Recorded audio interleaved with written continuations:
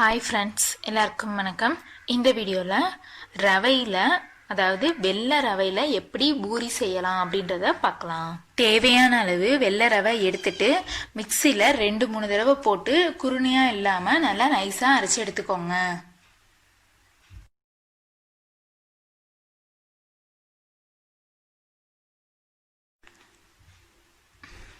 தேவையான அளவு உப்பு, 1 டேபிள் ஸ்பூன் நல்லெண்ணெய் ஊற்றிக்கோங்க. தேவையான அளவு தண்ணி ஊற்றி சப்பாத்தி பிணையிற பதத்துக்கு நீங்கள் இந்த மாவை பிணைஞ்சு வச்சுக்கலாம். இப்போ ஒரு 10 நிமிஷம் ஊறட்டும், அப்படியே விட்டுருங்க.